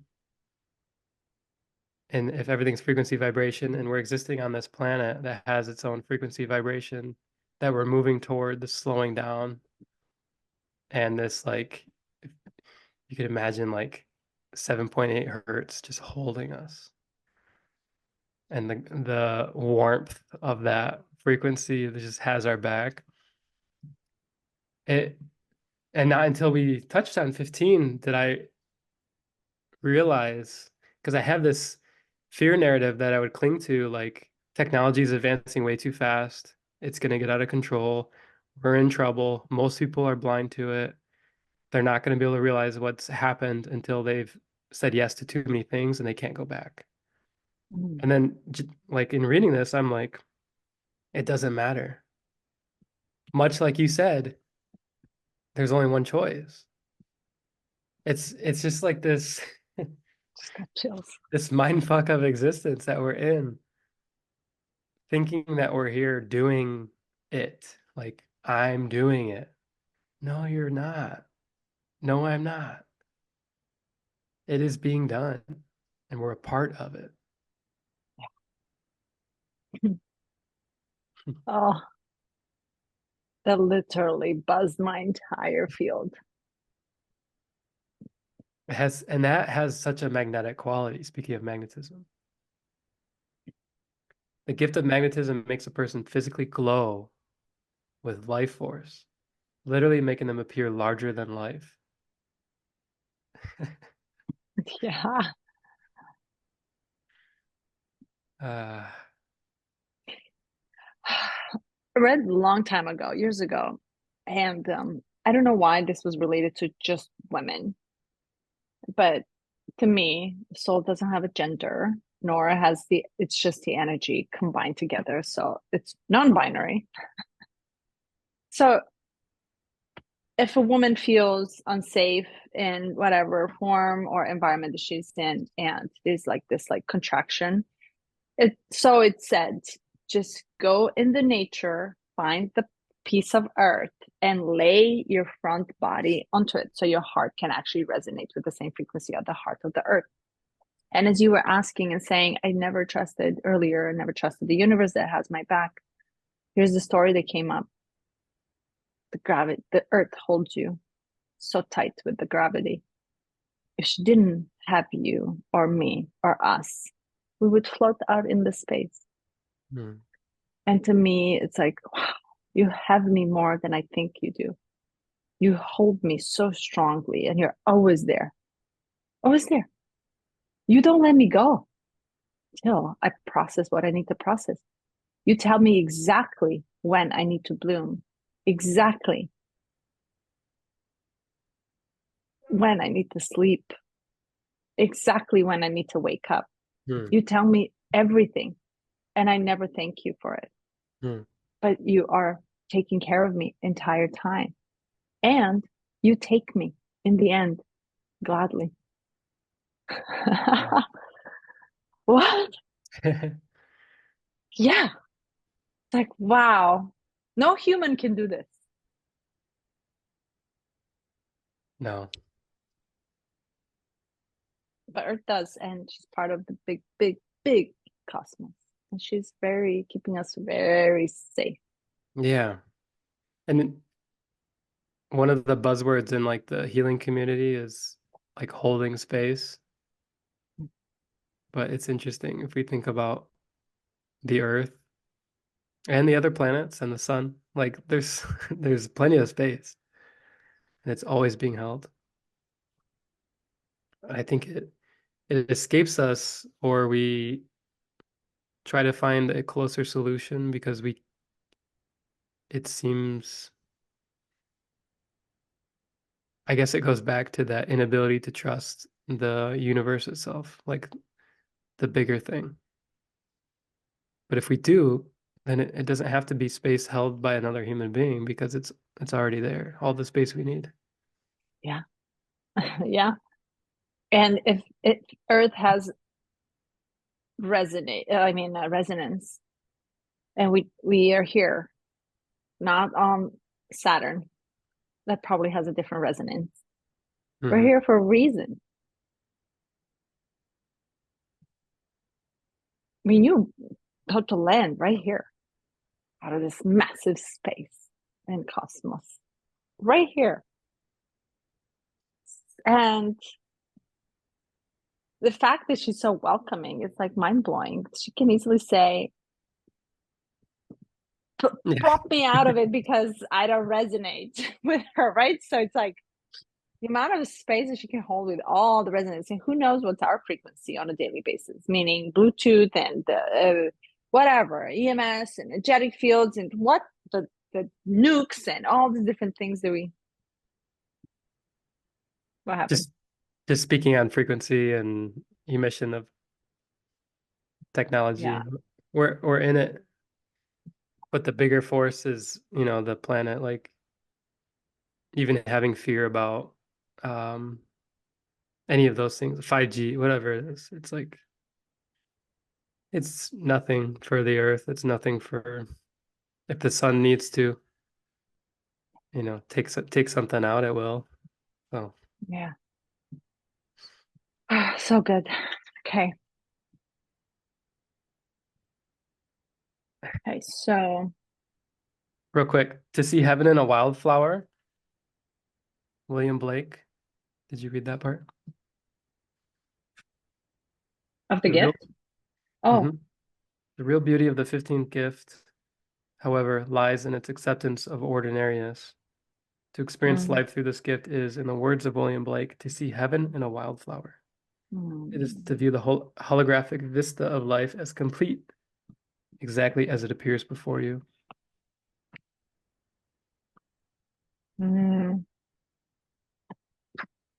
There's nothing to say about it Mhm. other than be in now.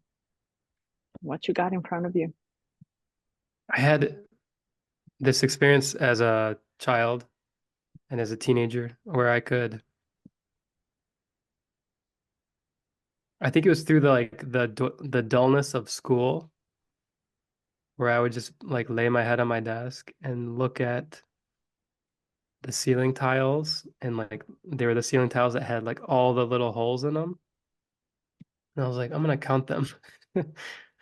And getting to like 100 and then realizing like there's probably like 10,000 holes in that one tile, and then thinking about all the tiles.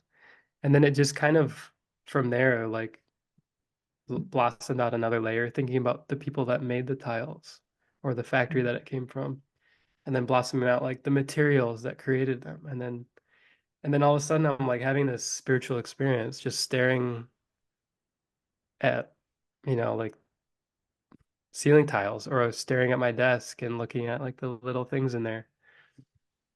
Um, And I would get teary-eyed doing that stuff. And of course, Pisces me, I didn't have any awareness of what was happening, but just that I was experiencing beauty in something so mundane.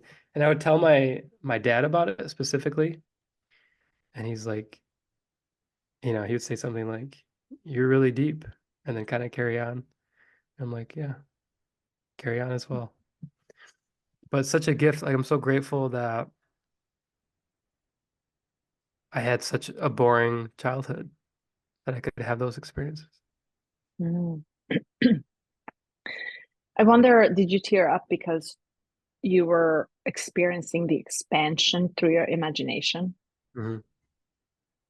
And the schooling that you said, dual schooling, that gets us to shuts down our imagination so much that we almost learn how not to imagine, how not to create the stories, the fairy tales, the dreams, whatever. It's like expansion of the mind is really what gets us to the gift. Oh, or so I feel and think.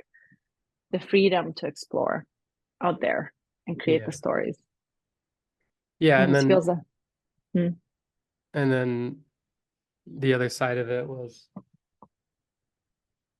this like when I was at home, I would use television, video games, books, TV shows to numb, and only in that setting of like I'm here for 8 hours, what am I gonna do? And there were interesting classes and interesting conversations, and I had good teachers here and there, but for the most part I had a lot of time to just be dull, just like be in it.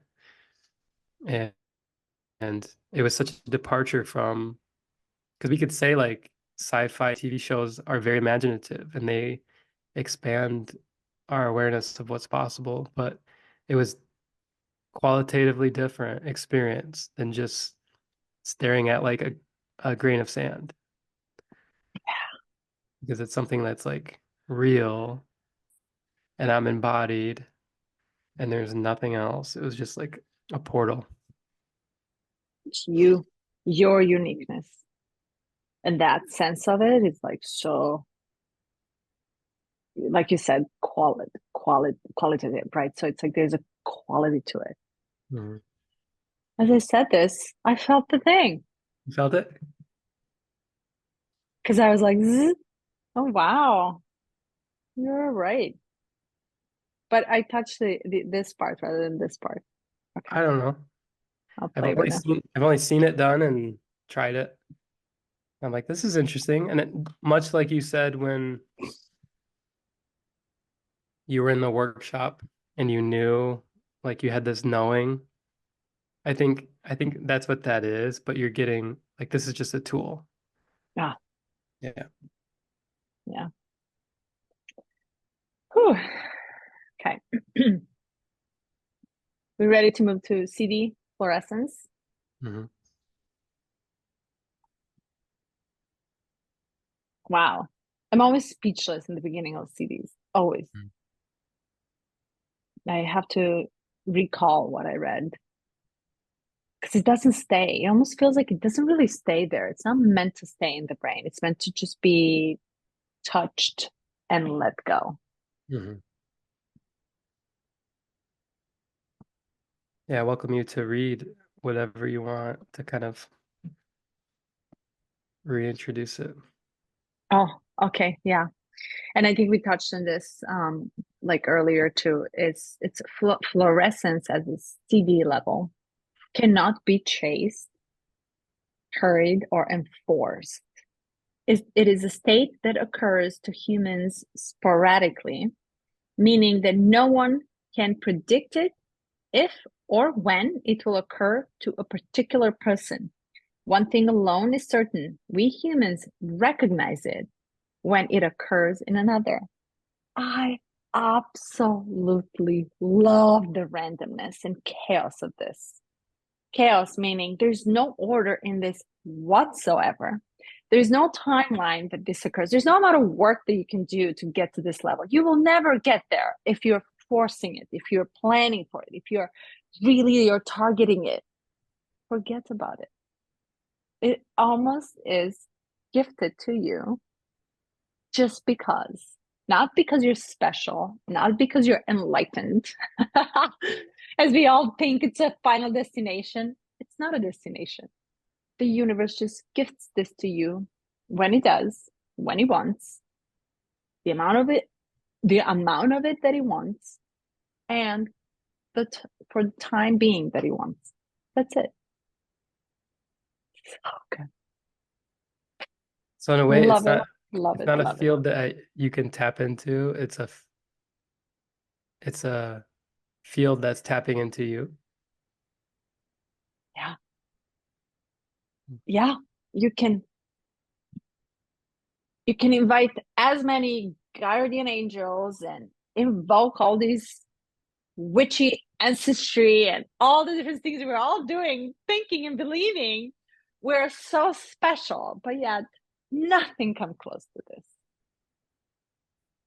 The amount of fluorescence that you are gifted just because, nothing else. It can be a homeless person, Kirby, that my man from last summer here. It can be a Hollywood star. It can be a nun on Tibet. It can be the major guru. It can be nobody and everybody.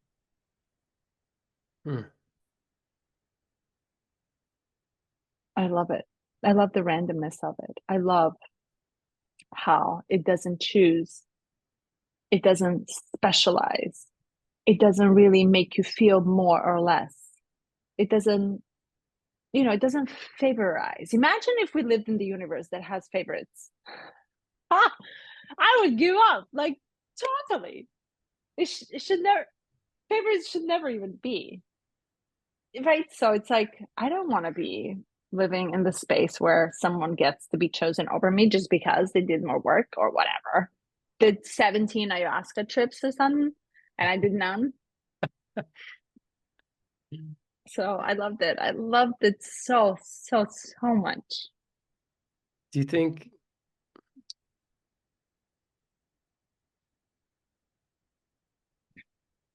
like this understanding isn't enough to stop all the spiritual seeking?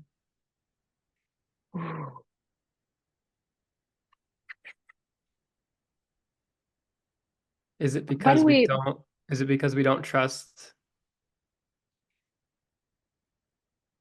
like there's some level of doubt, or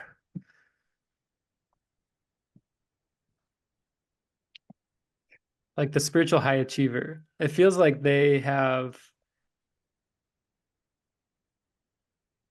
some level of distrust that it's random, and trust that if they do enough, that they'll beat the odds, that they'll get access to it.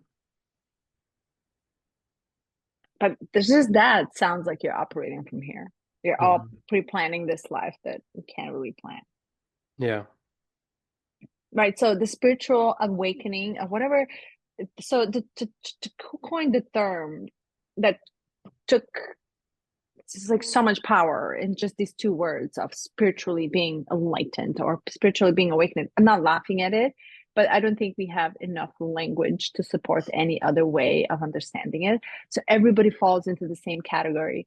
And we all randomly, entire humanity falls into this category of spiritual awakening and spiritual work. And it doesn't make you special or different if you live in different states or jungle, Amazon, and you do tribal, like tribal retreats and everything else. Doesn't really make a difference. I think we just are desperate to define and belong to some sort of something that makes us feel we're doing a lot of work to evolve. It's a trap. Like an addiction. Yeah, it almost feels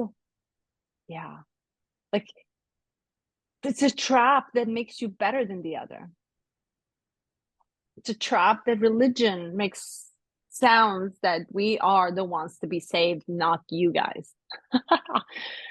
It's the COVID and the fear that I'll be saved and you will die, sorry, type of, it's a constant trap we fall into.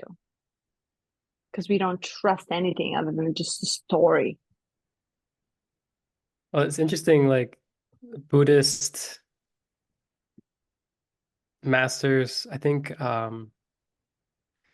Sadhguru said this, Osho has said this, a few others, that when asked on enlightenment, they're like, everyone is enlightened.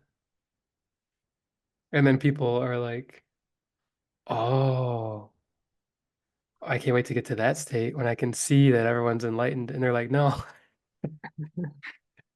you don't get it. You already are. You already are, and everyone is. There's nothing, and it's, especially with, I'm so grateful for Zen because it lives on paradox. There's nothing to do, and in the doing, you're trapped. Yeah, I was just about to say something similar. It's like we think there's a different state of feeling enlightened. And because we think it's so not part of us, it's there to get to the state, the feeling, like we chase it rather than maybe we are already Mm-hmm. and we already are embodying it. How does that feel? Yeah, and even more wild, like if we relate this to the gift of magnetism, we think of magnetism like how people talk about abundance, in the 14th city, Mm. bounteousness, and how spiritual communities talk about manifestation. Like, oh, I'm going to do this manifestation practice. I'm going to make this much money, or I'm going to get the man of my dreams, or I'm going to do this thing. And it's like, you're already in that field. You're not separate from it. But by attaching, identifying with those thoughts, you're separating yourself from it.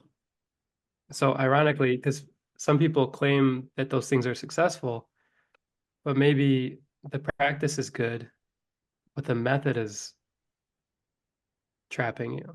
So the practice, you're doing the letting go and you're becoming more resonant, and therefore the manifestation is occurring. But then you attach to the method and claim that the method is what got you there. Mm. Bam. There is no method, no system. Yeah. I was about to ask a question and then I was like, well, I'm operating on my mind if I were to ask this question. So it's pointless. Well, we're contemplating too. So. Yeah. Do you think or feel that we're all becoming more practical than logical?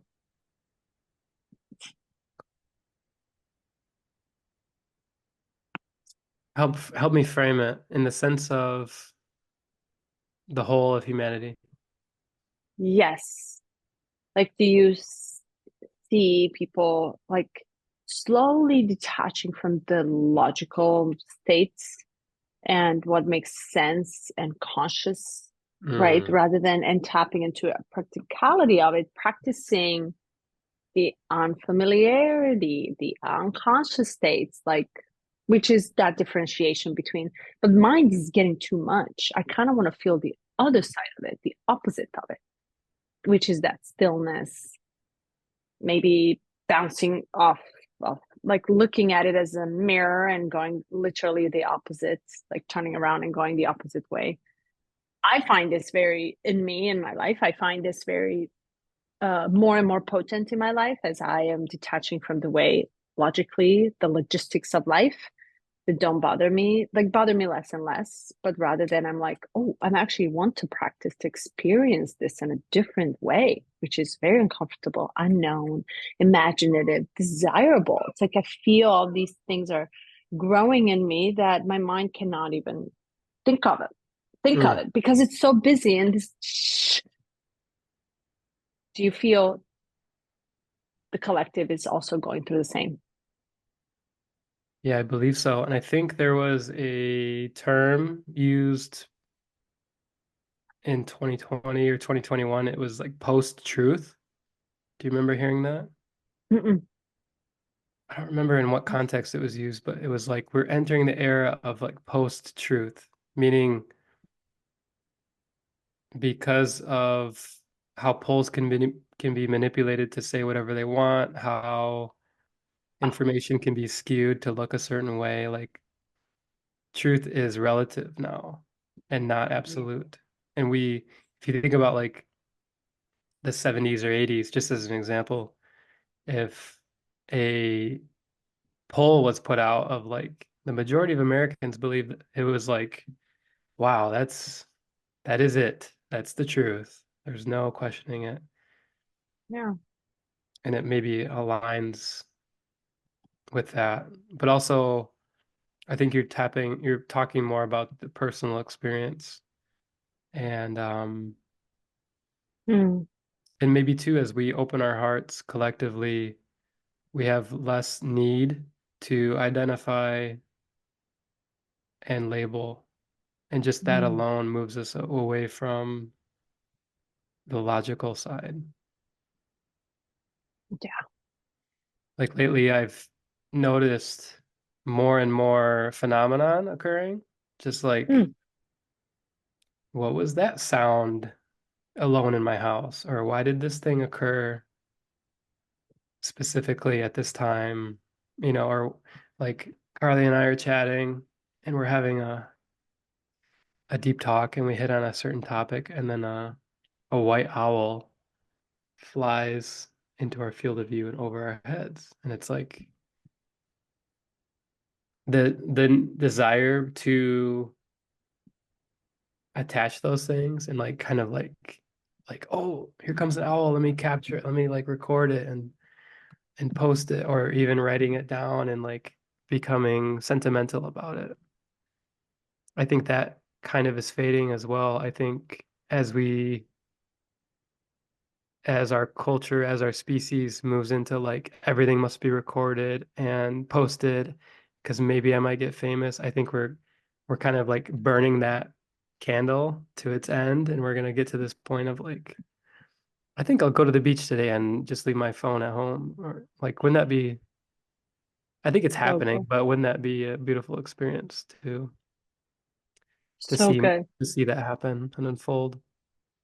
Yeah. The collective, this is almost disassociated from one another. We're doing a lot of things together at the same time. That's the Yeah. morphic, that's the morphic resonance. That's the morphogenetic field. Yeah. It's so good. Just to give you the example, I was at the retreat, which actually, oh my God, I was talking to this woman. It was late at night, and we were just like at the balcony sitting at dark, like 10 p.m. And as we were talking, we are actually getting into like really deep into like discoveries and what had happened on the practices. And suddenly, nobody else other than two of us, suddenly Eric, something taps me on my shoulder like this and Mhm. just touches me. And what? And I jinxed. Like I literally jumped out of my seat and I was like, what was that? And she sits in front of me and she just is completely calm. Didn't budge, didn't move, nothing happened. And she's like, whoa. And I'm like, oh my God, someone touched me. It was a very strong, heavy hand that was placed on my shoulder. And it was specifically in the moment that I said something. And it Yeah. was so strong. And nothing was aggressive about it, but it was just so Firm. confirming, Mhm. confirming or supportive. Mhm. But my body freaks out, my mind and my heart goes, wow, that's so beautiful. Who are you? And I'm like, immediately, don't get it. I want to talk to you. I was so excited about it. And it's so beautiful to see because these are happening. And it's like there's like a lot of excitement about it because they're happening around us and Yeah. This so good. this this reminds me of when we first moved to Hawaii, I got on the strong desire to have astral out of body experiences. And I learned about them enough to know like what the threshold is or what people have described it as. Mm. And 2 times I've approached the threshold, and both times I got so excited that it like dropped me back into my body. So, and even hearing you tell the story, I have this belief now, like, well, if you want to have more of that, if you want to have more experiences, then you can't get too excited. And I'm like, now I'm questioning, like, that can't be true. I think it's not related to, somewhat not related to my reaction to it. Mm. Do you think it's gifted to you? Yeah, I don't think it was anything that I did. Um, All the work that you've done to get to that point, none I of it think it's like matters. all the work, all the work, we can put that in buckets and say it was work that I did. Mm. Oh, it was work that this life path has afforded me.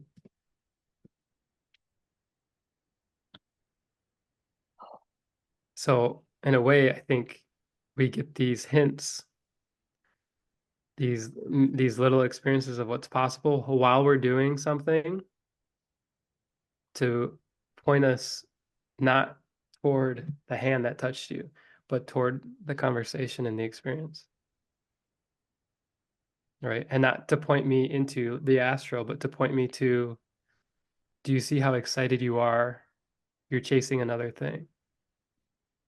At least for me, Wow. that was my message. It's like you're just doing another escaping thing. You're another, spiritual seeking, Mm. thinking that once I astral travel, then then I'll have it, then I'll be better than Yeah, everyone else. what a trap. Hmm. But that comes down to, I mean, we can extend on this next time, but the curiosity, I'm always curious why curiosity exists at all. Like what makes you so curious? What drives you to be so curious and tap to the edge of your capacity? 54th. Okay, good to know. Is that the key? Yeah, I'm gonna flip Is to it it. curiosity? I don't, let's see. How are we going to do the 55th? 28th as well is really long. Greed, aspiration, ascension. So it's the aspiring. Serpent path. Well, let me see. Let me see if there's I mean, we'll obviously we'll close up here, but I go to the table of contents. Are they even listed there? See?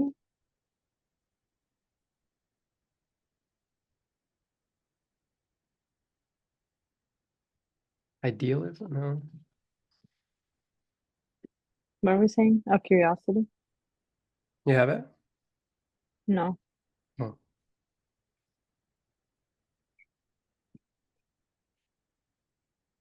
Adventure, 35, Mm. kind of points to it.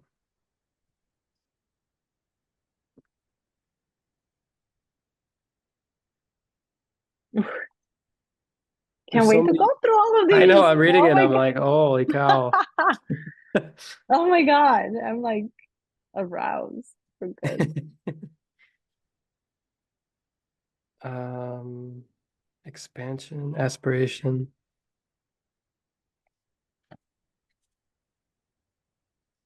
Not specifically curiosity, but Mm. inquiry is 63. Of course, it's at the end. 63 inquiry and 64 imagination. Oof. Oof. Can't wait. What a way to, Wow. that'll be weird to finish, huh? We have a way to go, sir. Yeah. Don't need to get ahead of myself here.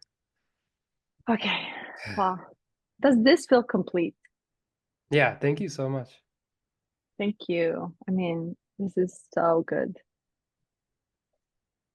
I had this thought that came up of like, I wish I could pay you something for your time. And then just now I was thinking there's no amount of money compared to just like what this is. Yeah. I mean, It's so good. So, so good that it's not for the material. But we're Yeah. not, we're not even doing this for the material reasons. That our intention to this was very healing Mhm. and evolution itself. So that is interesting. But go back to your heart there. Yeah. Don't think the logistics that I should, and just enjoy it because I absolutely fucking enjoy doing this. Absolutely. And I don't see myself not doing this with you. And we're just on the 50th. Maybe by the time we're ready for more, Richard will drop the next set. Didn't you say there's like new keys that will come at some point? You did? I thought you said that. Maybe I heard that from someone else. This is news to me. There's more? Oh my God, yes. Oh, it never ends. I'll peak at 55, but I think part of the prophecy is we'll evolve to a state and then there will be Oh, 8 more key something. I don't remember. I'll have to look. I think he was talking about the amoeba as a consciousness in the last one, and then how all the shadows are just the base of what we are to hit in the city level, and Mhm. that city level will become then the base of whatever that it's coming, and it just grows like this.